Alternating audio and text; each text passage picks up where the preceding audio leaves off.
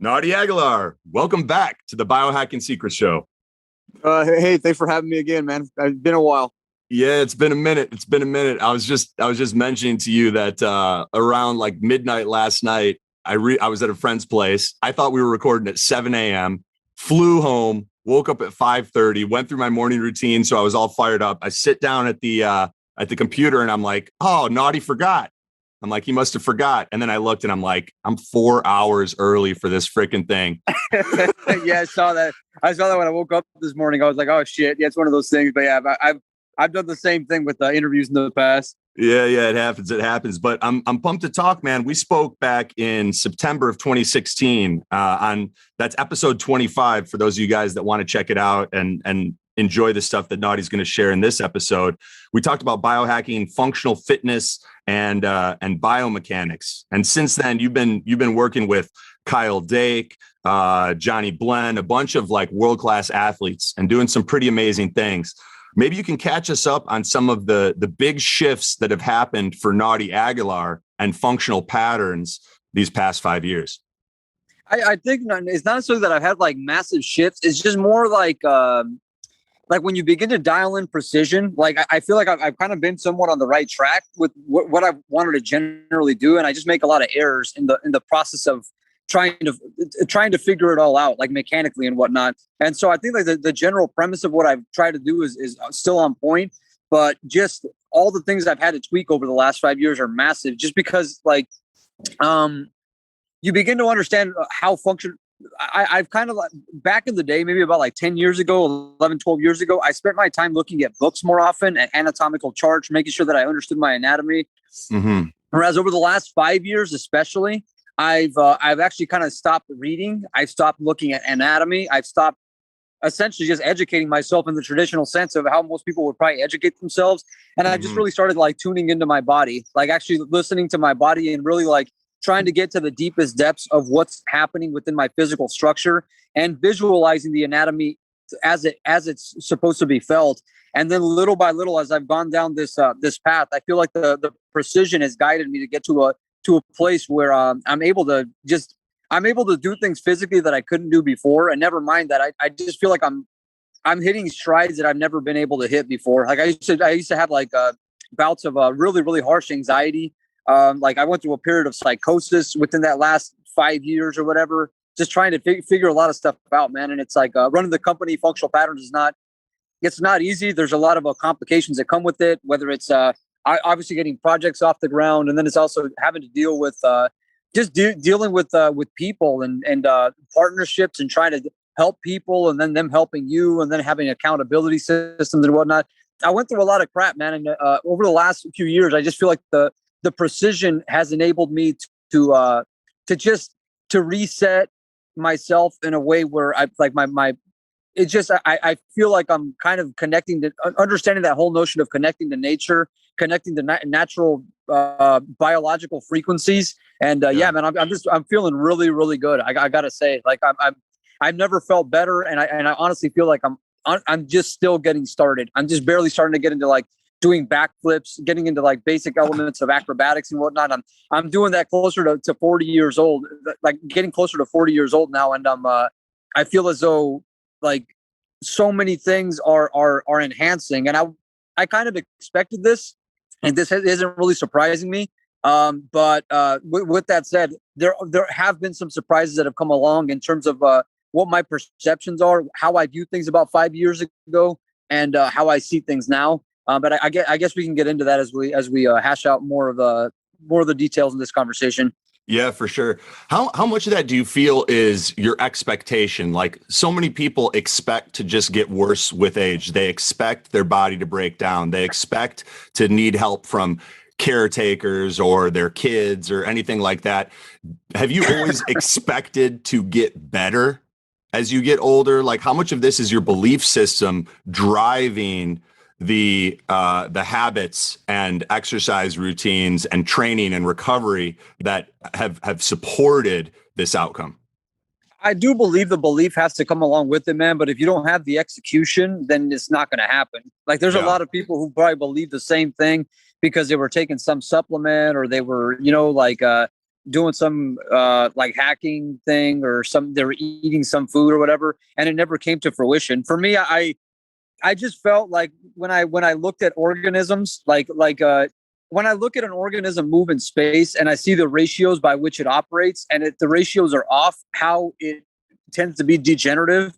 And opposite to that if you look at an organism and it tends to be like, as the ratios between moving parts get better, how it tends to be regenerative. Like I looked at that a long time ago, and I felt that I was onto something. Ultimately, I felt like I was okay. This is that if you can figure out the mechanics of the body, and you can actually figure out how it's supposed to move in space down to the millimetric, possibly micrometric point, that if you could essentially harmonize how all aspects of the body are supposed to work, that there would be a great return on investment. If there was something that I saw a long time ago, probably like 15 years ago, I was like, man, there's always a correlation between people moving like crap and aging. That when they age when they age, they move terribly, and then subsequently that terrible movement, how age and bad movement in general are always correlated with one another. And so I saw that a long time ago. And so I felt that I had a reason to justify the beliefs. Because I know, like, when you hear about people like Bruce Lipton, who talk about how belief can account for so much of what's going to make a person successful, I agree with it to an extent, but that's only going to account for a certain percentile of what accounts for good health. I think on the other end of that, much of it just comes down to your execution. If your execution sucks, then your results aren't going to be there. And ultimately, I don't foresee how somebody can run on sheer belief alone. Like, if I believe that I'm going to stay young, then I'm going to change that. Because I've had clients who were like, real successful business people and whatnot, and they would always tell me like, yeah, like, the second you start looking back on your life is the second that you get old. So you always have to keep looking ahead to stay young. But then I'd still look at them looking like, decrepit, freaking Skeletor looking things as they were getting older, bro. So I as much as I do belief matters, which it does, for me, precision and execution are king. That to me is what matters more than everything for me personally.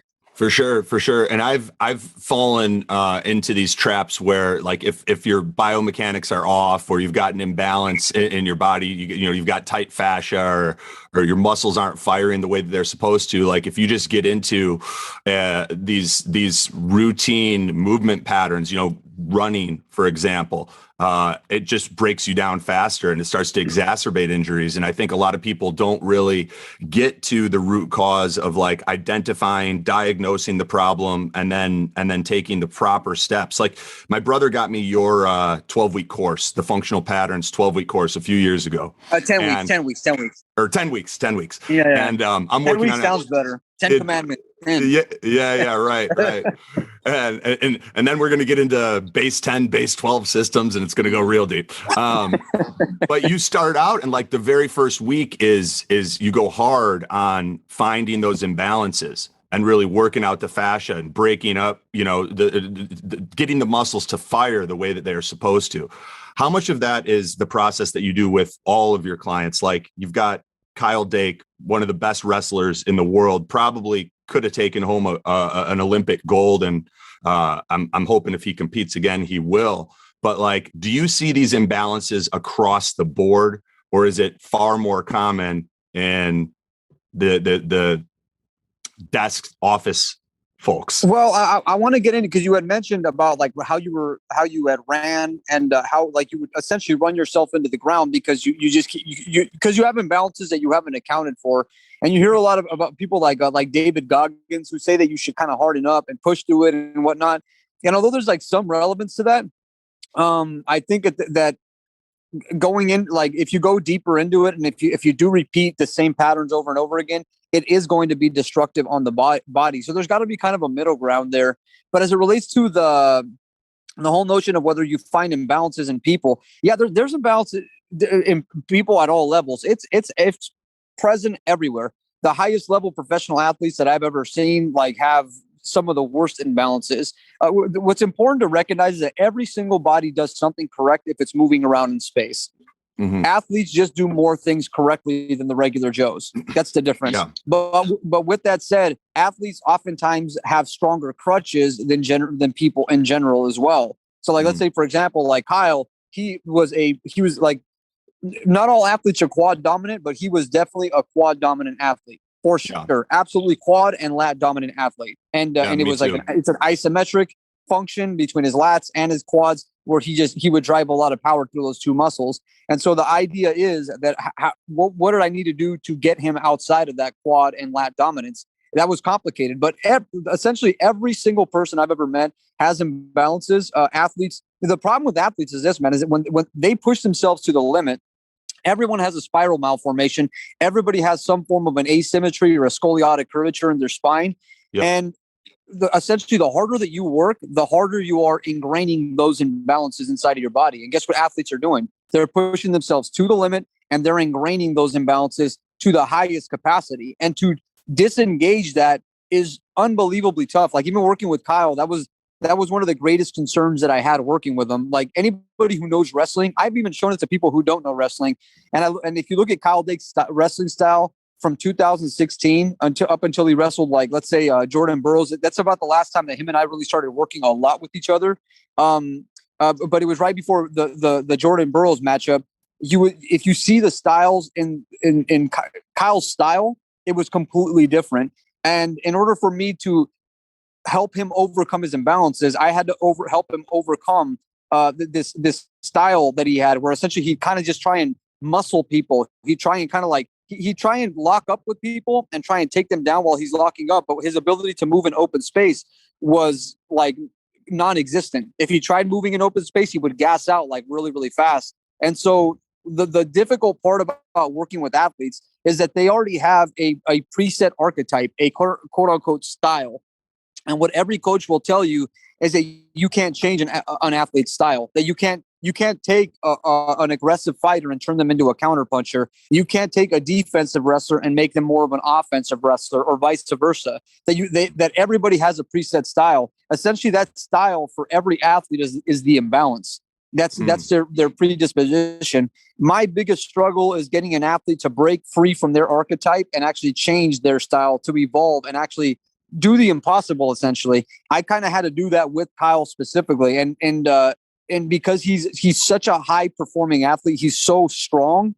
That means that all the dysfunctions that were in his body were going to be that much stronger and that much more resistant to a degree that it would prevent him from being able to make the changes that he needs to. So the whole thing is, if anybody needs a corrective exercise, and if anybody needs to address out their dysfunctions and muscular imbalances, it's athletes. Athletes need it more than anybody. And the funny part is that they work on it the least out of most people when they're training, because their coaches are just like, yeah, whatever. This is who you are. This is what you do. This is your style of play. So we're not really going to try working around it, because it's gotten you to where you're at. And so who am I to tell you how to change that? I'm the kind of guy that's saying, yeah, it's gotten you to where you're at, but could you get a lot better? Are there things that you could do a lot better? If essentially the way I see it, man, is if my body spirals this way, right? If it spirals to the right, if I spiral it to the left, if I can manage to pull that off, if I can orient the anatomy to spiral in the opposite direction, all that's doing is loading the spiral that I already have in my body. So essentially, by strengthening my weaknesses, I actually reinforce my strengths. I actually make my strengths even longer. It's kind of like when you spiral the band. Like, if I spiral my body this way, if I spiral it the other way, now I'm putting more length on that spiral. If I get an extra few inches on that spiral, then that means I get more output to spiral me back in the other direction. So with athletes, I only work on their weaknesses per the majority. I typically work on athlete weaknesses and not really their strengths. When you say spiral, are you talking about movement patterns that are kind of like moving in the across the transverse plane, like twisting and things like that, or describe spiraling? Well, this is the thing. The thing is, every motion that you do is a rotation. So let's say if I'm doing like, watch. I'm going to set up my phone so you can see it real quick. Sure. So watch. And I'll kind of describe it to the people listening. So I'll be here. This right here. So a spiral, a lot of what is going to encompass a spiral in the body is rotation. And so if I'm here and I hinge down, there's a rotation that happens in my pelvis. If I'm squatting down, there's a rotation that happens here. So you have different vectors of rotation. So like a squat will have that. If I bend my spine laterally like this, that's actually a rotation. That's a tilt.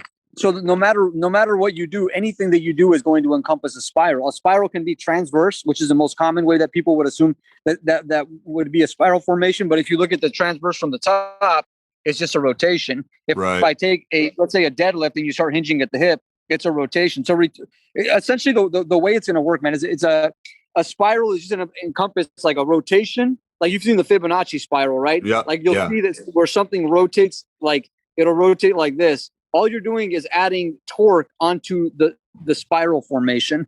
And so essentially that can happen in all planes of motion. It can happen in the sagittal plane. Well, there's three different types of rotation you can get. So you can get transverse, which runs this way. You can get frontal, which runs this way. And then you can have sagittal, which run this way. So when I talk about spirals, they happen in all directions. There's never a point where a spiral is not involved in any motion if you're doing it correctly. So that I believe that Fibonacci spiral might be present in almost every single function. Perhaps I mean, there's no guarantees, but it probably will be. So yeah, when I talk about spirals, it's just they're present in everything you do. Rotation and spiral are different. A spiral, I believe, is a rotation mixed with an actual motion in space. Like a perfect rotation is doing this. A spiral is actually involves like motion along with the rotation. It's when I believe when a rotation meets with the motion in space. That's probably the best I could describe it. Beautiful, beautiful. I'd like to talk in just a moment about back pain and some of the most common causes, but kind of before we get there, like a lot of what you do with your with your coaches and the people that you work with is diagnostics. And I was curious, for our listeners' benefit, are there some diagnostic tools that the listeners of the Biohacking Secrets show can engage in to get a sense for how well their body is performing and potential imbalances that need to be addressed? Or is that something that you need somebody else there for, or you at least need to be filming it in order to get an idea? I mean, bro, the thing is, there's not a single body out there. Like my dogs, for example, like I have my dog, any animals that I have around me, they turn into high performance animals. I believe they mirror whatever frequencies that you put forth. They mirror that. And if you're athletic, then the dog ends up being more athletic. But if I see my dogs walk, the way that their pelvis sways from side to side when they walk is not similar at all to the way that a human's lumbar sways from side to side. Right. A human, typically what you'll see out of most people when they walk, pretty much all people, it's very rare. When they walk, you're going to notice that they're like, if you look at let's classify this as the axis where the pelvis is going to be. Let's say if a person's walking like this, and if their hips, I know I'm kind of moving this sideways or whatever, but if the hips are, when they're walking, if their hips go like in an excessive hike and drop, you'll hear a lot about people when they talk about that. If a hip goes into a hike, like where the pelvis goes up and drops, they'll talk about that a lot. What they don't talk about is that when you hit the ground, essentially this emptiness of a hip hike, like essentially like when I step, if there's emptiness on that hip hike and there's no muscular drive to that hip hike, that's what's going to cause, let's say, something like a lower back problem or a knee problem. It's when you have like an empty motion in the knee. Let's say if I'm walking and I step and I have like a harsh knee valgus. It's one thing to have a buoyant knee valgus and then rebound off of that knee valgus, right? If it's buoyant, you're fine. It's when you step and it's flaccid. It's like there's an absence of muscular connectivity where you end up getting a problem with your body. And essentially what people can do is, if they want to, they can go ahead and videotape themselves like this. Essentially put a videotape, walk away from it, look at their lower back. And if they see the kind of like the jarring in the lumbar, or like an excessive hike or drop that happens very quickly, then that's going to be an indicator that they're operating from imbalance. How you fix that, bro? That took about 10 years of research, 11 years of research to finally be able to address. So it took a long time of me intensely looking at that, going like, what the hell is going on there, to finally get that. I didn't start really fully addressing that probably until about like 2017, 2018 consistently. But to do that does take a certain level of precision. But essentially, if you're your SI joint, like your sacral iliac joint, if that area is continually getting compressed over and over again, that's going to lead to all sorts of problems in the body. That's probably like the number one imbalance that I that's like the easiest imbalance to look at on a body as it relates to movement. It's that jarring of the pelvis. You'll see it in people all the time. If you ever go to a park and anybody's ever got their shirt off, it's like you'll see some people not have that problem when they run, while there's other people that have that problem when they run. If you have that problem where you run and the hip begin to kind of like hike and drop like in a very, very like excessive fashion, like the results that we show on my functional patterns page, we highlight that pretty often. But that excessive hiking and dropping, if it's happening while you're running, you're in humongous trouble. You need to stop running immediately. If you have buoyancy while you're doing it, you'll get away with it for a while and be fine. But most people, when they run, they get that excessive jar on the pelvis, and that ends up wreaking havoc on their body. So that's one way that you can kind of self-diagnose, like, okay, do I have an unstable pelvis? But I'll tell you straight up, Anthony, that's the majority of people. The majority of people have that problem, and there's not anybody who can. From what I've seen, nobody, like I used to talk to chiropractors back in the day, physical therapists, and I'd mention that problem to them, and they're just like, I'm like, do you do anything about that? They're like, I just throw my hands up in the air and I just don't even try and bother.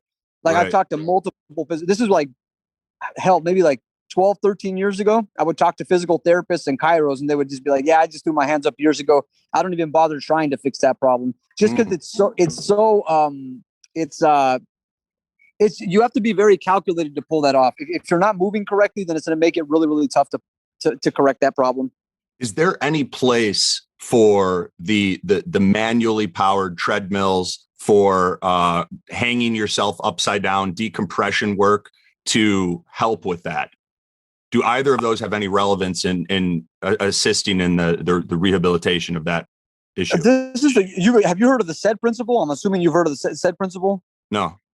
So the specific adaptation to impose demands is one of like the most fundamental principles in all of exercise, fitness, rehab. It's one of the most important principles you will ever hear about. It's called the SAID principle, SAID, specific adaptation to impose demands.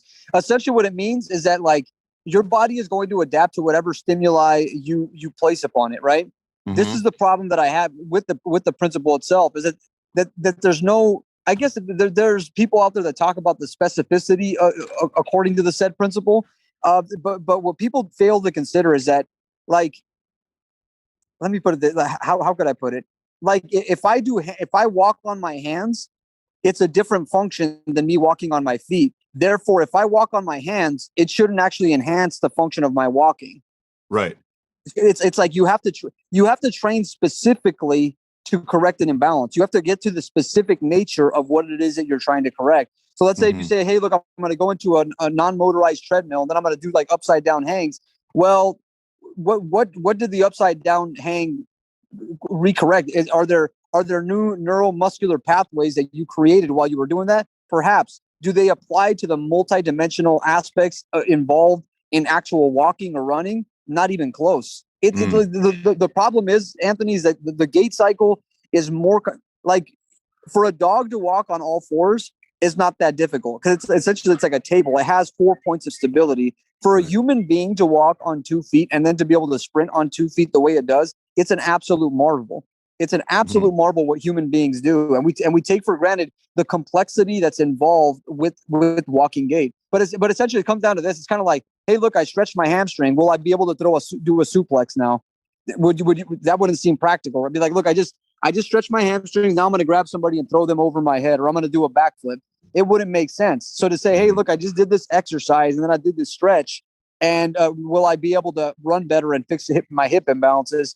There's no way that can happen. And it's kind of like taking a very reductionistic approach to a very complicated problem. And it's kind of like it's taking linear math equations to try and solve a nonlinear problem.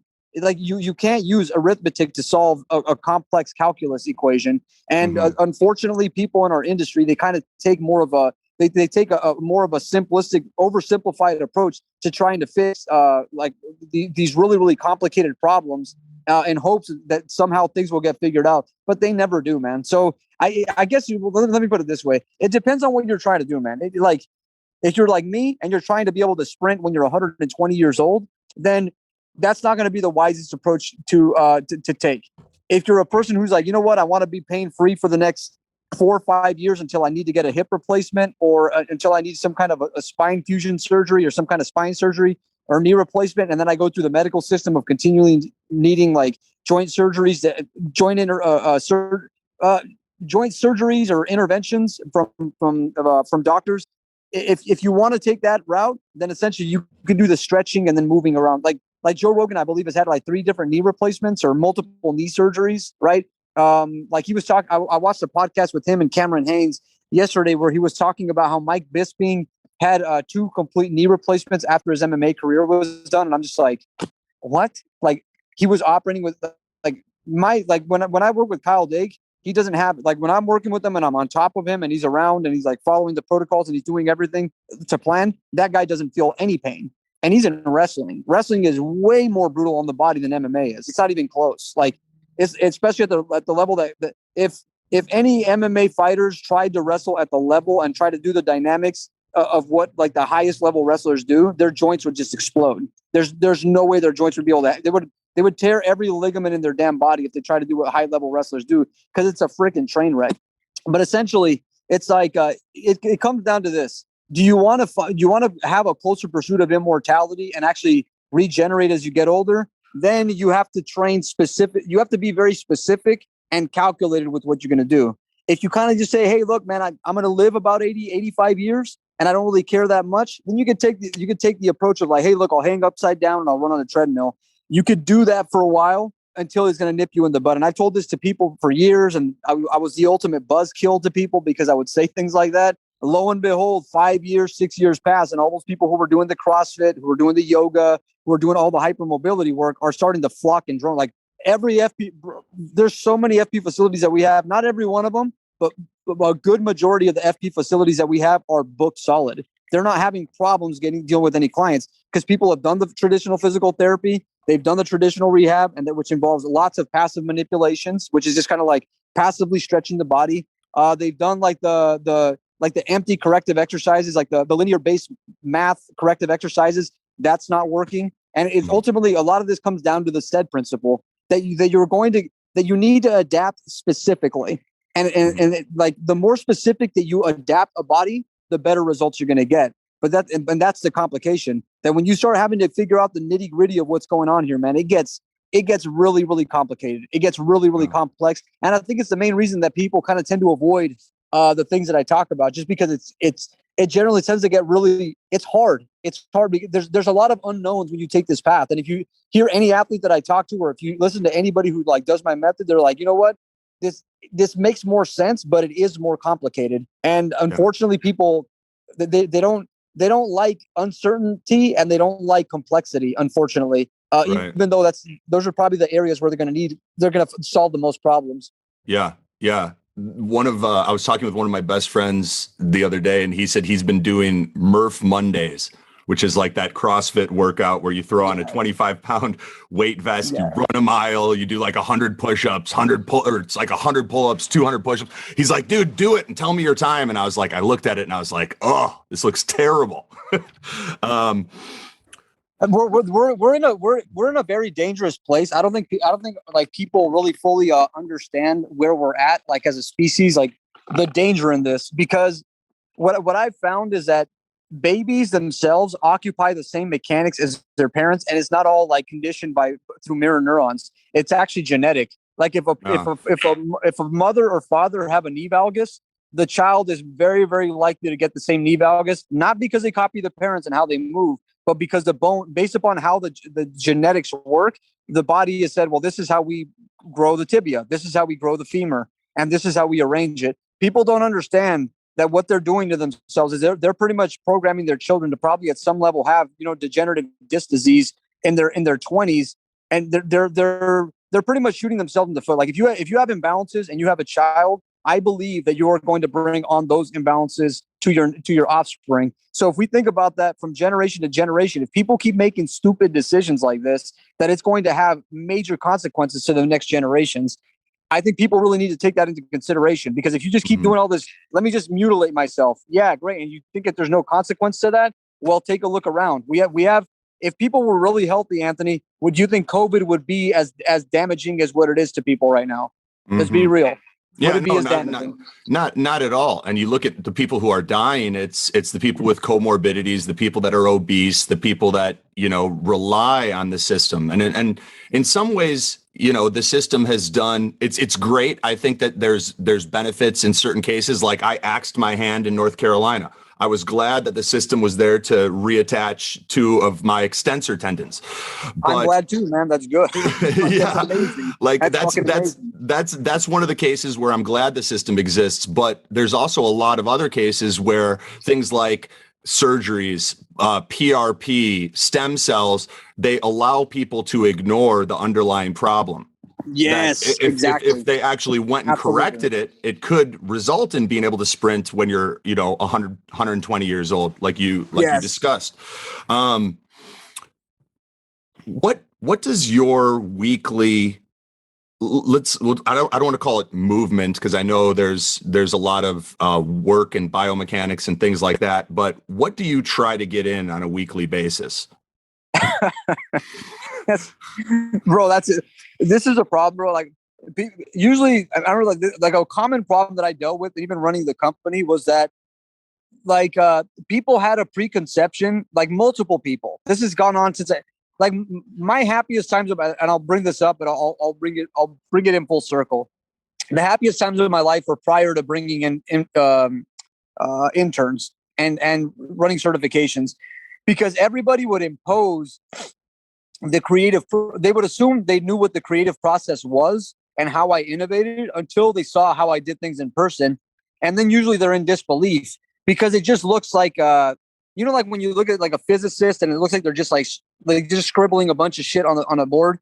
Yeah. That's kind of what my life looks like. Essentially, it looks like that, except I don't even understand the math. I don't understand it. Like, it's probably more my reptilian, my R complex that's probably picking up on it, and then it's probably talking to my neocortex, and there's probably connections that are forming there. So the problem is this, bro, is I can't even like you could.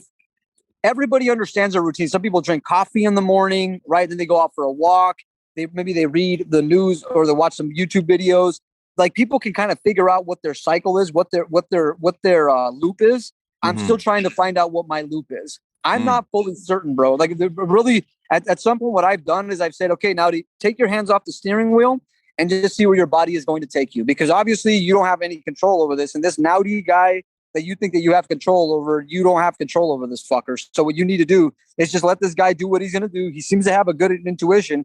Just hold on for the ride and try and calm down while you're going through it, man. So it's hard for me to say like what types of movements I try and get in, bro, because it's like, it's never a process of like this is the kind of move. I haven't even trained running in like the last, what's it been? Maybe like 6, 7, 8 months. I haven't even tried running. I'm going to maybe try it today to see if I can cause a little bit of inflammation on my body so I can feel what ways I compress my body. And then I might incorporate that today. I was talking to my partner yesterday, and she was like, and I told her, hey, like, I think what I'm going to do tomorrow is I'm going to go out for about like a 1 or 2 mile run and just see how my body deals with shock. And I'm from there, I want to try and tune into my body to see if I can reverse engineer what my defaults are when I run. And so I'm going to go out for a run and do that. But bro, the level of predictability, what I do is unpredictable, and I try not to predict it. And I think that in general, when people try predicting too much or they try and set themselves into a routine, it stifles creativity. What I found. Yeah. And so on my end, I don't really have a clue. I'm in another reality. I feel like I'm on another planet, bro. And most people that are around me, they kind of see it. Even people that are right next to me. Like I have students that are like, man, if only I could get an inside look as to what Naudi's doing. And I'm like, you could take a look at what I'm doing, but you're going to be scratching your head going like, how did this fucker just arrive at that conclusion when the frame he was occupying with was completely different than the frame he's occupying today? This doesn't make any sense. And I'll have that happen with people that are around me. Like my boy Pablo, he'll talk about like, like I'll see you training and it's bewildering because you'll be working with a client. And then like, I saw what you were working on yesterday or the day before. And then you literally scratch that completely. And then you go to a completely different frame of reality when it comes to addressing their body. in a way that I could never even have accounted for. So it's hard for me to like, and a lot of this shit, I don't like trying to say this stuff either, man, because I'm not trying to toot my own horn or trying to make myself out to be like some mad scientist or whatever. But quite honestly, bro, like I don't even understand like obviously it works. The process works. You look at functional patterns and you look at the results that we get. It's like the process works. I don't fully understand it yet, though. I kind of feel like a guitarist who's really good at playing the guitar, but doesn't understand fully why he understands how to play the guitar pretty well. Right. That's kind of where I'm at the moment, man. So I guess there's some things I'm like, I try and get outside. I'll say that, like maybe not mechanically, but I make sure I try and get outside. Right now I'm in the sun. I'm sitting in the sun. Too. I try and do things like that to get out into the sun. I make sure I do the same things other people do. You make sure you drink enough water. But even so much of what I do, man, it operates on a feeling and trying to figure out what here we go. I got something for you, Anthony. Okay, here we go. All right. I got it. I'm like processing it as I'm talking. I try and saturation of anything is the enemy of regeneration. Do you see what I'm saying? When you saturate something, that's what causes the process of degeneration. So I try and find out what motions I'm saturating myself in, and I try and avoid those specific motions, which is pretty much everything I do. Like the inverse of CrossFit. Yes, pretty much. Yeah. so yes, but so let me put it this, like let's say if I have like if I've been eating a lot of meat, right? Let's say if I've been eating specifically a lot of lamb. At some point, I'm going to find a point. At some point, I'm going to saturate myself in eating lamb too much. And if I eat lamb too much, eventually what that's going to make me do is kind of feel like crap. I'll start feeling like my colon gets a little bit inflamed. I'll start getting a little bit more of an intestinal bloating. And so my job is to get myself, when I eat food, right to the place where I'm almost going to feel inflammation, and then cut that food off and then move off to another food group. I'll start eating more salmon. And then eventually, let's say once I've eaten salmon for a good week and a half, 2 weeks, I cut that off, and then I start eating beef. I believe you would classify that almost like a rotation diet, I believe is what it would be.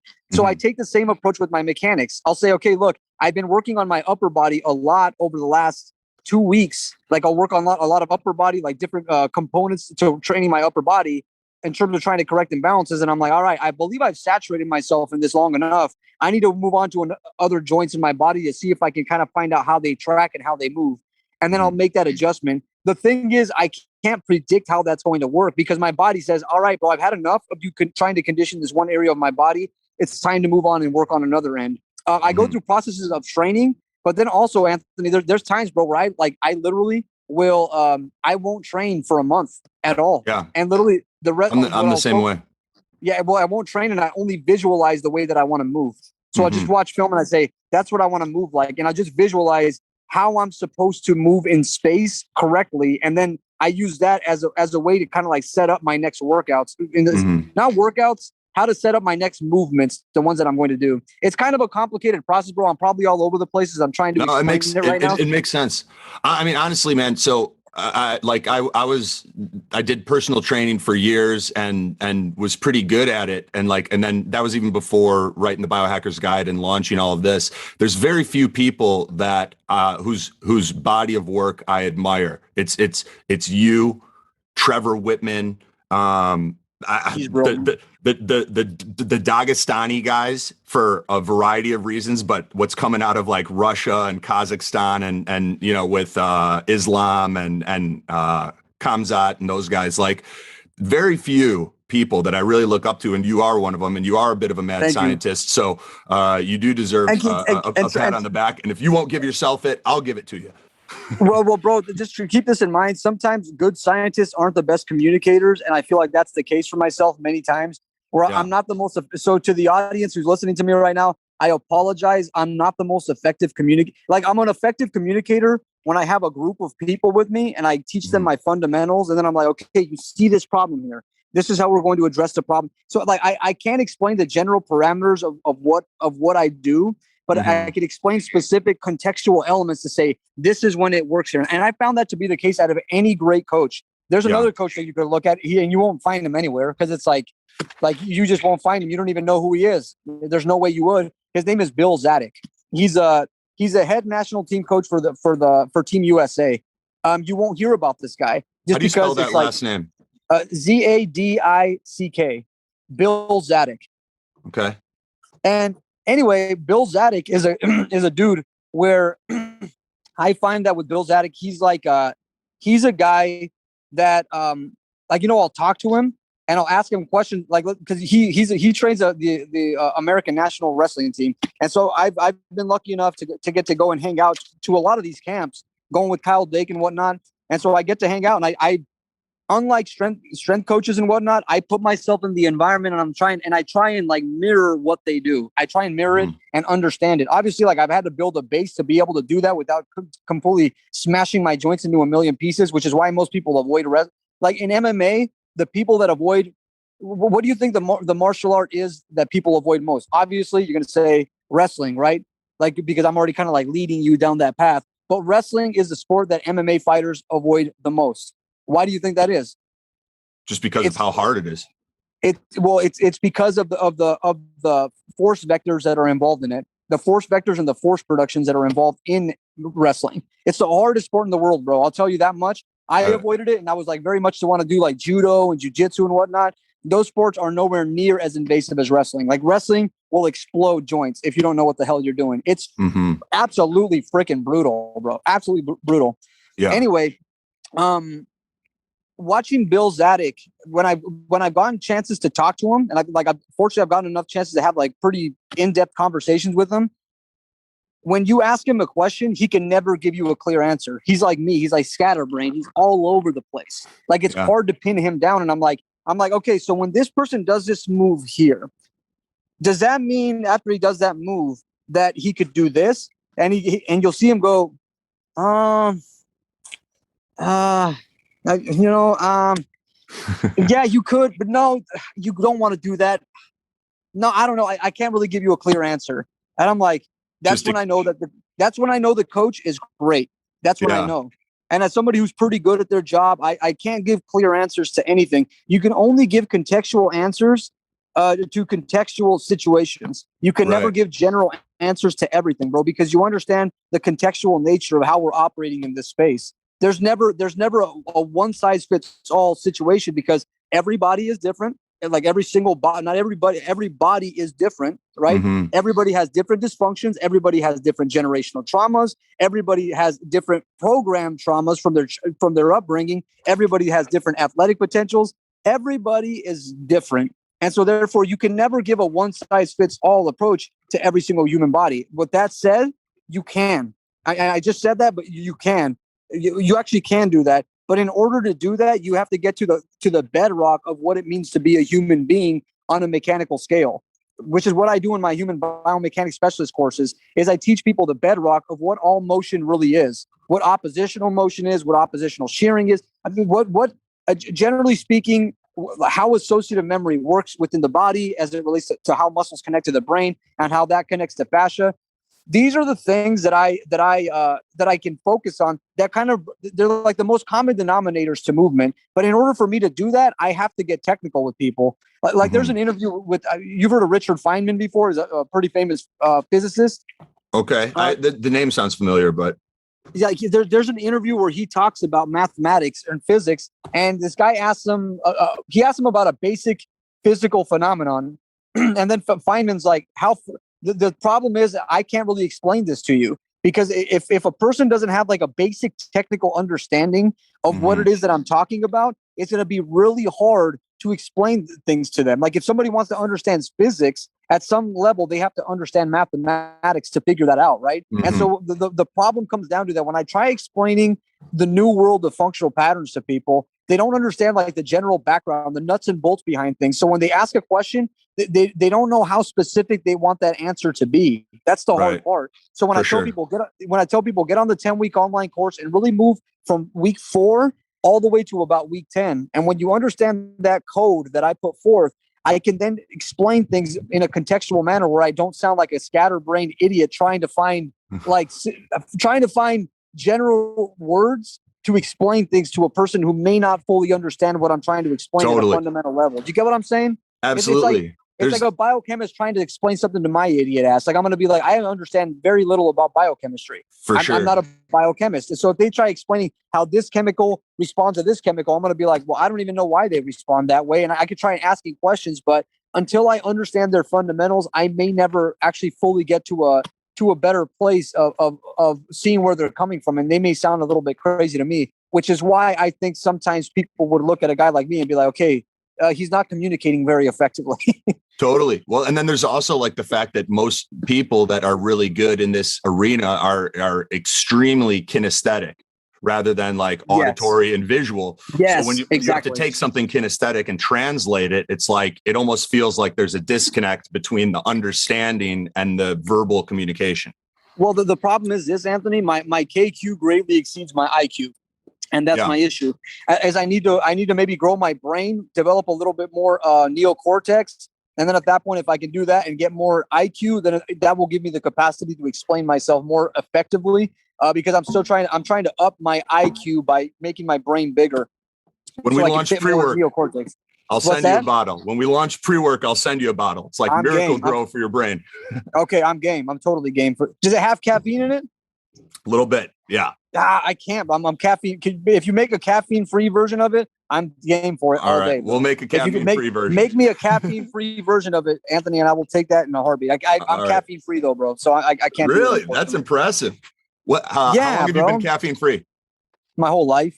No, I'll use caffeine maybe once a year, if that. But I mean, I've gone entire years without using caffeine. I mean, under very rare circumstances. This is a thing, bro. I think I'm not particularly a smart individual. I feel like you're a unicorn. Yeah, bro. Not consuming caffeine is nothing. Like for me, that's nothing. It's literally nothing. I believe that the reason people need caffeine, bro, is because they lack mental endurance. So we've heard about like physical endurance, that you can run 10 miles, 15 miles, whatever. It's like there's such a thing as physical endurance and there's such a thing as mental endurance. I think people just get mentally tired very, very easily. And what I believe genetically, what I have that most people don't have is mental endurance. Like, let's say, for example, there was one time maybe about, I think 3 years ago, I was going to go to a camp with Kyle Dake, and I didn't want to fly. I was like, I don't feel like flying. So what I'm going to do is go from Seattle, Washington, and drive all the way across to New York. I maybe slept 20 minutes that entire time. Holy 20 minutes. Shit. Yeah, and I've done that multiple times. We went one time from, we drove from San Diego all the way to Florida, and I think I gave myself like a 4-hour rest. There was one time one of my students had helped me like polish the flooring on my, like I bought a concrete grinder.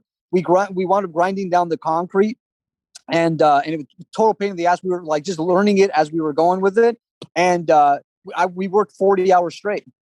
No kidding. So for me, I'll eat a 24-hour day like for breakfast, bro. As it relates to work, it's like fucking breakfast to me. And you've always been that way?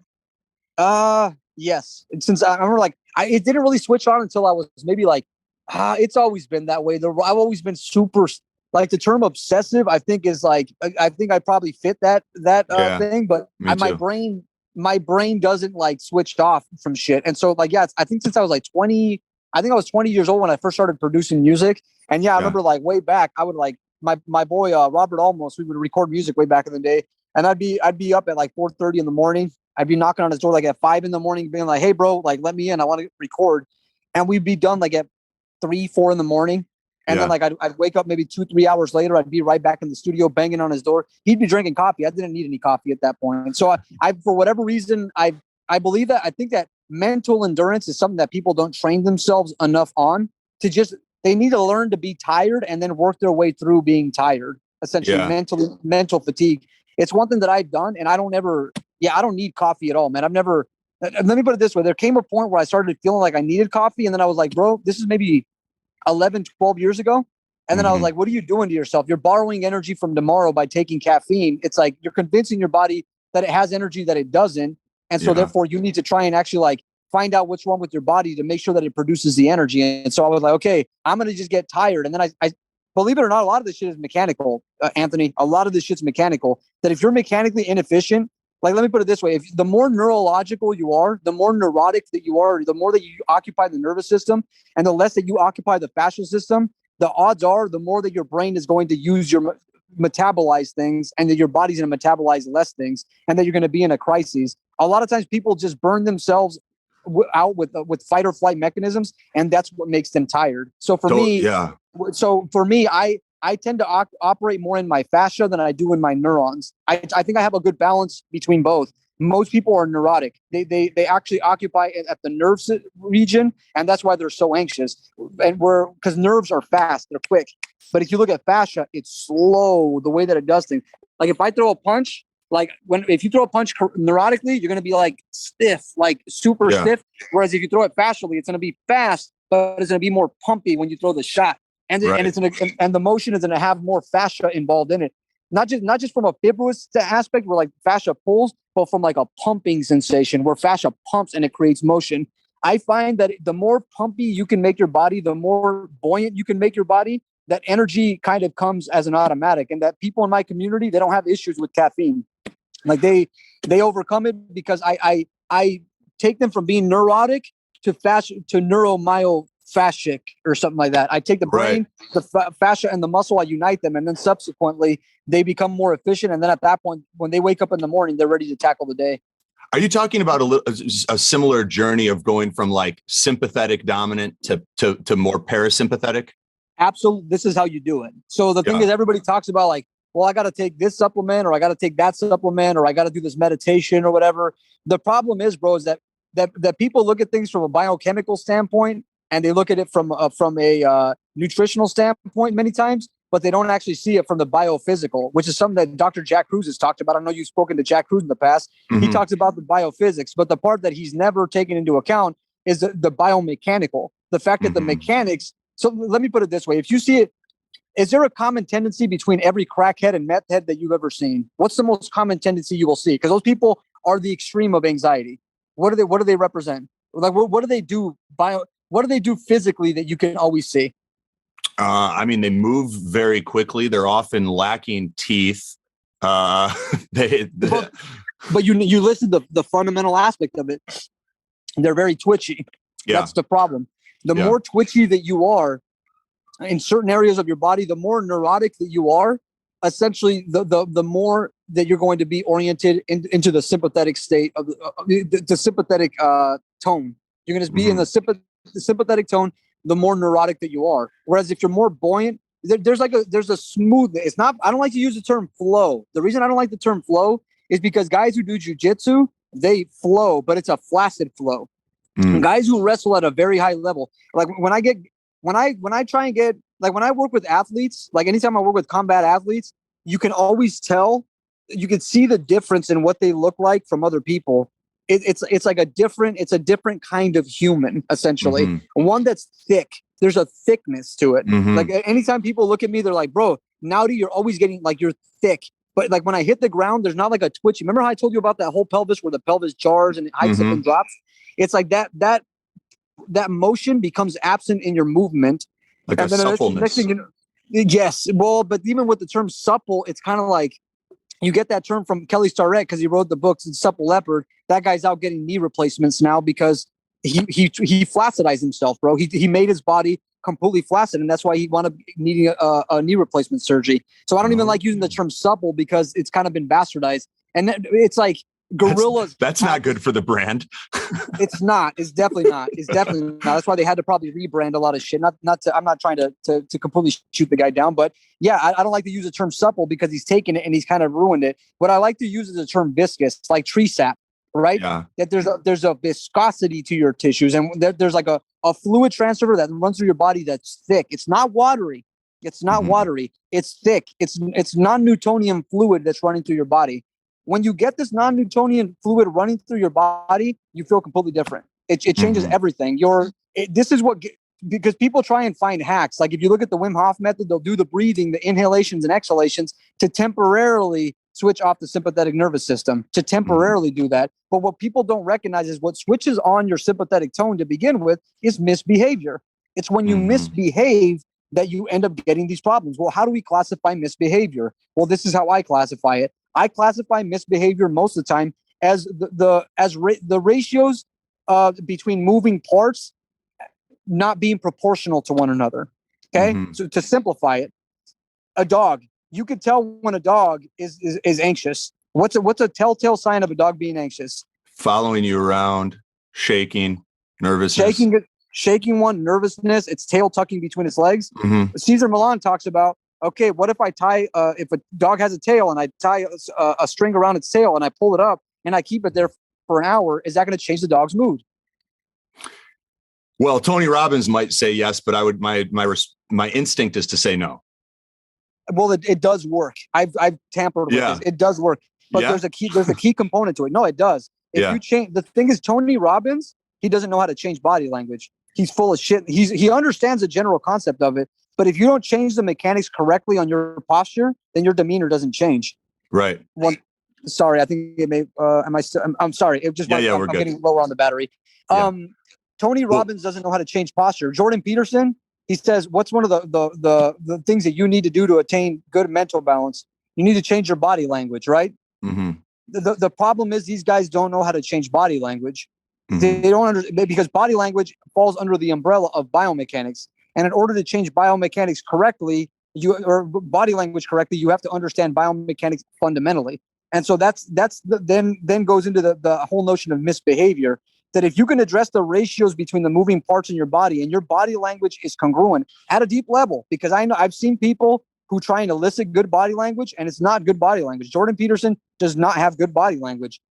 Tony Robbins does not have good body language. Tony Robbins is essentially a bag of meat with very, very proximal stability at the spine, but it's almost like flaccid stability. That's not real. That's not good body language. So the whole thing is we have to find a proper determinant of good body language. Let me put it this way. If your upper traps don't have development, it's impossible to have good body language. If your head looks more like a circle than it does like a square, you can't have good body language. If you don't have all four quadriceps apparent in your body and they're not clearly buoyant and propelling movement, you do not have good body language. If you don't have a 6-pack or an 8-pack and it's not an athletic viscous 8-pack, you do not have good body language. So the thing is, people's perception of what good body language even is doesn't even make sense. They don't even have the framework to establish good body language. If you've seen my physique over the last maybe year and a half, it's changed substantially because I'm starting to encompass a better understanding of the fundamentals of biomechanics, and that's enabling me to have better body language. And if I have good body language, then guess what? I'm not misbehaving anymore. And if I'm not misbehaving, now I can eat. I can be like very, very disciplined in my eating. I don't honestly at this point, Anthony, I don't think I have any vices anymore. I don't really think I have vices. I think everything I do for the most part has functionality attached to it. And it's subsequently why I keep getting better and better with everything, because I don't have vices. I don't drink alcohol. I never really have. But I mean, I feel less inclined to do that. I had a small smoking weed habit but it wasn't a habit. I was testing that environment. I was testing to see if it would help me with things. I don't smoke weed. It's been like 2 years. I haven't used it at all. And even then I wasn't using it that much. But I feel like the way that you overcome your vices is by addressing misbehavior at the most fundamental level. And misbehavior at the most fundamental level, to me, is looking at the biomechanical realm of it. And I think in the future, this is how people are going to assess it, that it's a biomechanical thing that leads to a sympathetic tone and a parasympathetic tone. And totally. Never mind, if I have really good mechanics, do I really need to do Wim Hof breathing anymore? Right. Not if I'm not anxious. If I don't have to worry about dealing with an illness because I'm never sick. I don't have to I don't have to find a hack to deal with my shitty feelings because I feel good all the time because my body is in a state of constant homeostasis or allostasis, I guess you could call it. Yeah. It seems like over the past few years, you've been able to make that switch from more sympathetic dominant to parasympathetic, and it's had a downstream effect on your state and being more calm, cool, collected, and centered. One more thing to add on to that. It's like sympathetic dominant. So you've heard of this term hyperfeminization, right? Yeah. They're very sympathetic dominant, but people who are hyperfeminized are very sympathetic dominant, but it's a dysfunctionally oriented sympathetic tone. So the idea is that if you're going to be sympathetic, that you do it correctly. And that if you're going to be parasympathetic, that you do it correctly. There's a correct and incorrect way of doing both of them. And when you look at somebody who's hyper feminine and they freak out and they deal with an emotional outburst, what you're dealing with is somebody who is dysfunctionally orienting sympathetic tone. So there's Yeah. functional and dysfunctional sympathetic and parasympathetic zones, and that also needs to be categorized. That people need to take that into consideration, I think. Yeah, it is. It is key to have proper definitions and understandings of these things. Like what is the proper baseline?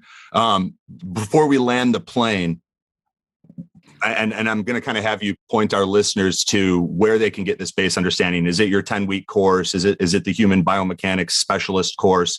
So kind of be thinking about that as we bring this home. But what's your relationship with technology right now? And then I've one more question. Yep. That's a great question. But yeah, go ahead. Do you want me to answer that now? Yeah, let's do that. Let's answer that then. My relationship to technology is that I feel like I'm getting you know how people get disgusted within themselves with something and then they stop doing it and then they come right back to it. Yeah. I'm getting bored with technology. Me too. That's how I know I'm actually overcoming the addiction. When you get bored and it's no longer stimulating, that's where you're like, oh shit. I'm getting not burned out, not disgusted. It's boring. Yep. So I feel that with this whole metaverse thing that's going on, which I'm sure you've probably looked into, right? The metaverse. Are you talking about with Facebook? Yes. But it's, essentially they're going to try and put us into virtual reality and pull us out of reality. Yeah, I believe it's an inversion of actual reality. It's an inversion of nature, in my opinion. Pretty much. Absolutely. And I agree with that. So my perspective is this, that I have no problems with the metaverse so long as we figure out this reality first and we don't turn ourselves into complete degenerates. I don't want to go into that reality to escape the fact that I'm too ugly to operate in this reality, because most people are going to go to the metaverse because, let's just be very, very honest, bro, they're too ugly to be in this reality. Like I don't like that I don't like that my nose is crooked and that my teeth aren't as wide as they should be and that they're crooked. I don't like that my mandible is too small for my cranium and that my cranium is too small for my body. I don't like these things about myself. So what I'm going to try and do is, instead of escaping to a virtual reality, I'm going to try and address those problems right here, right now. And in order for me to do that, I do have to step away from technology and tune into nature, tune into natural frequencies. So as it relates to me with technology, I think technology is great. I think that what really is the problem, though, is that people ruin things. I think people take the technology and they abuse it. Like a gun is a very useful tool for hunting an animal or defending yourself from an animal or something like that, or even potentially a person who's going to try and hurt you. It's a very effective tool. But if you get idiots in society who don't know how to actually utilize the tool or override their impulses, they're going to abuse the tool. And so for me, I think the internet is great. I think phones are a fantastic tool. If I want to run a biomechanical analysis on somebody, I just pull out my phone, take a video of them, and I can help them correct their problems. I just think that people abuse it, just like they abuse drugs, just like they abuse all sorts of other systems. Keep in mind, I don't think caffeine is all bad. I think it has its use. I think it has its places to be utilized. I think even cocaine, other drugs could have potential benefits depending on how you use them. The problem is that humans tend to get obsessive about things and then they ruin it. So I don't think that there's anything wrong with technology. I think there's something wrong with people, and our misbehavior is the problem. And until we address the misbehavior, we're not going to properly be able to use technology effectively to give us real benefit. It is a pretty hilarious 20-second story, but last summer I took Orange Sunshine, which is like a variety of LSD. And as I'm on the trip, I'm looking at my phone and I was like, fuck this thing. And I went and I whipped it into the woods. And then the next morning I went back with Find My Phone and pulled it out of the woods. And I'm like, that's a pretty good summary of like my relationship. It's like half the time I look at it and I'm like, fuck this thing. And I want to chuck it in the woods. And then once it's in the woods, I'm like, I better go get that. There's a lot but you got to see the silver lining in it, though, bro. The reason that we probably haven't had World War III up until this point is maybe because like the internet is a check on corruption too, bro. It really is. It's a check on corruption. There's a reason Fauci is getting grilled right now. If this was back, if this was 15, 20 years ago, would Fauci be getting any of the flack that he is right now? No, he killed half the gay community with AZT. Okay, and nobody even knew about it. Okay, so with that said, would that accountability exist now if we didn't have this beautiful object that we call a phone? We got to see the silver linings, bro. The internet and phones are a check on corruption. Crypto, I'm not big into Bitcoin because Bitcoin's inefficient. I'm a Cardano guy. I don't know if you're into crypto or not. But I've owned Cardano.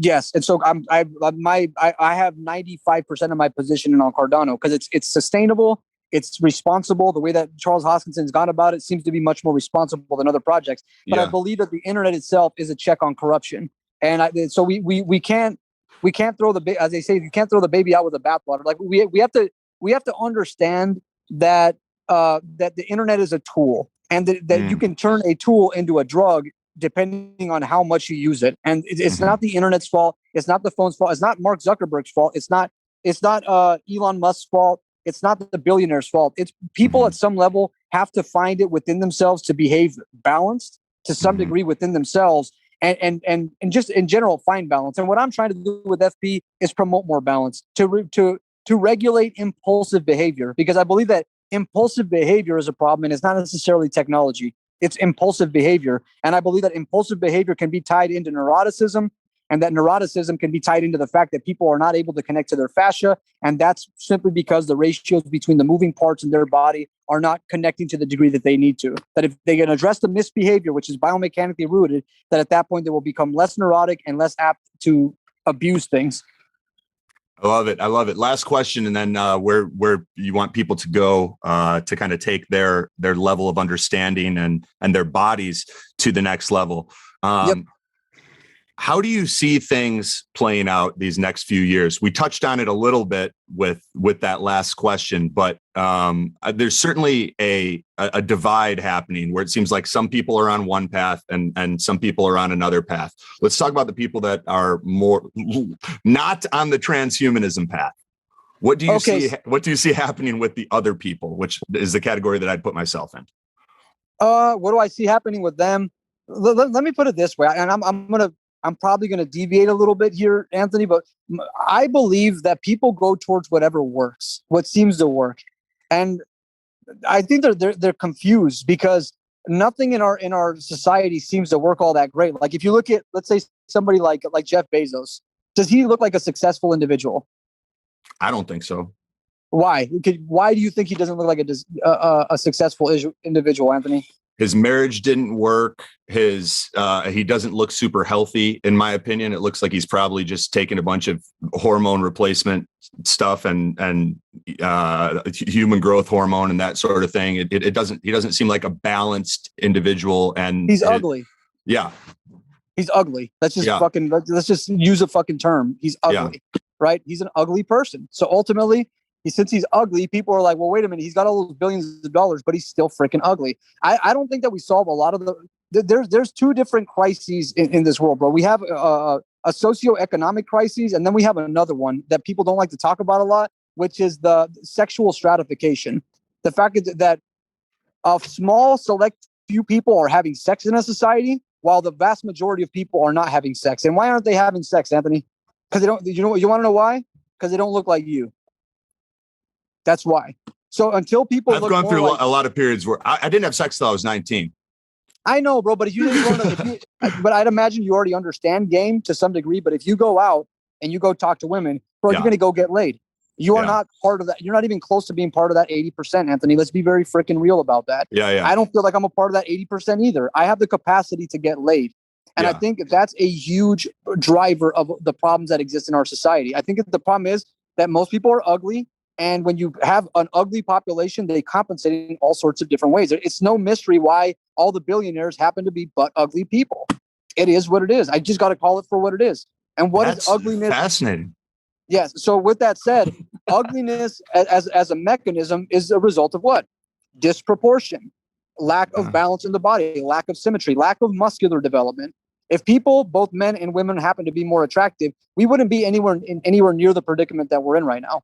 I believe that until we can hack beauty, which is what I'm doing, that we're not going to solve this damn problem. So I know I deviated the topic completely, bro, but I believe that this is a talking point that needs to be considered.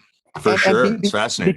Because we're ugly. We're an ugly organism, and we're not getting any prettier by attaching ourselves to these devices and then using drugs along with those devices and then behaving like shit when we're using these devices. We're not making ourselves more attractive. So the whole thing is, I just feel that there's enough resources, there's enough food.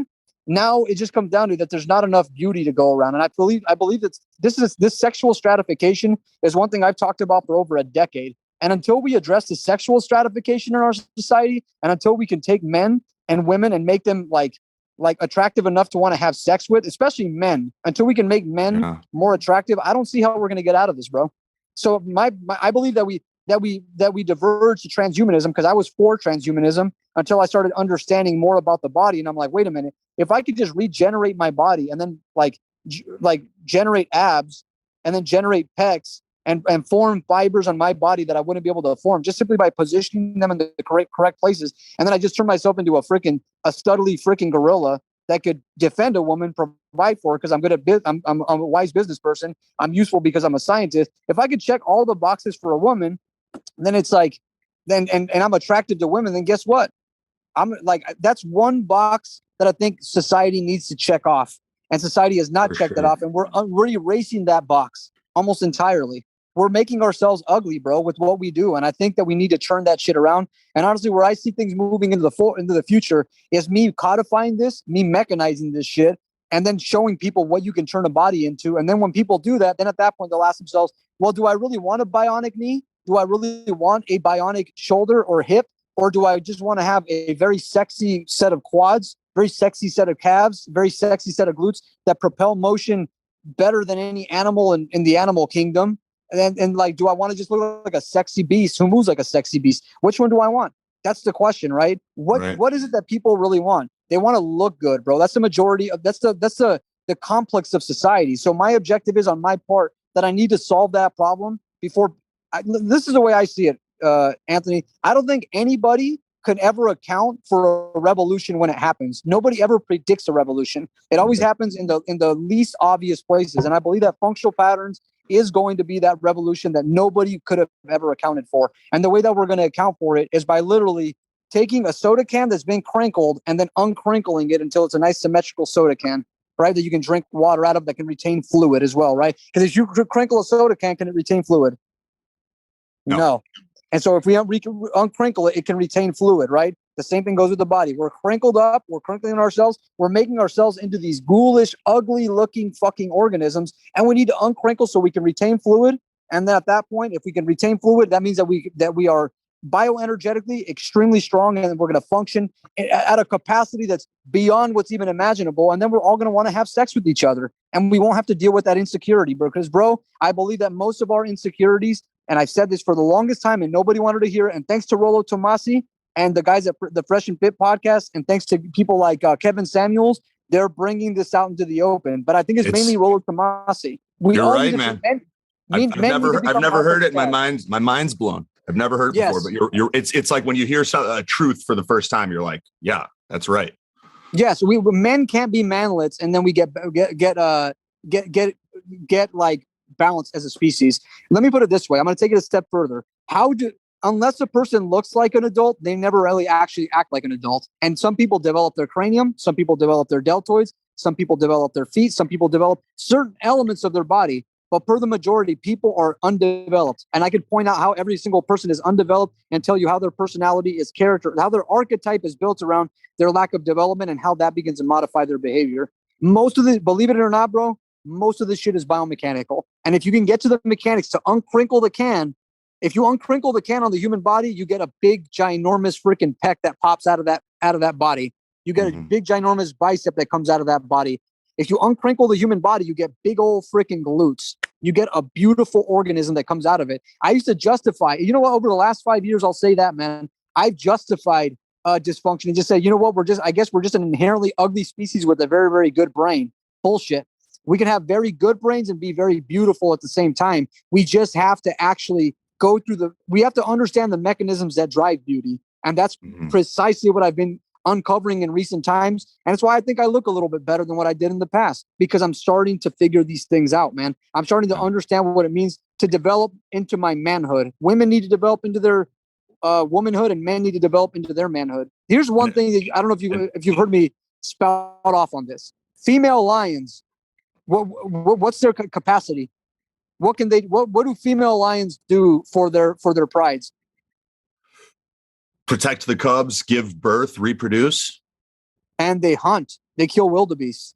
Yeah. We forget about that part, right? Yeah. I was trying to remember. I'm like, do the men hunt or do the women hunt? The females hunt. The men just have sex and they kill off the other males, from what I understand. And they protect. They're there to protect, but women can, the female lions can protect. The key point is women lions can jump really high. Men have the capacity to jump higher than women per the majority, but women don't. I believe that discrepancy between men and women is also what's causing most of our problems in a society. That lack of equality is a problem. And I'm saying that lack of physical equality is a problem. And as it relates to this, women are emotional. Why, John? Or Anthony? Sorry. I was thinking of another guy named John Anthony. He's a pickup guy. It's all Anthony, good. Why are women generally more emotional? And I'll tell you this, because they're more neurotic, because their mechanics are failing them. And when you're more neurotic, guess what you're apt to be? More irritable, more emotional.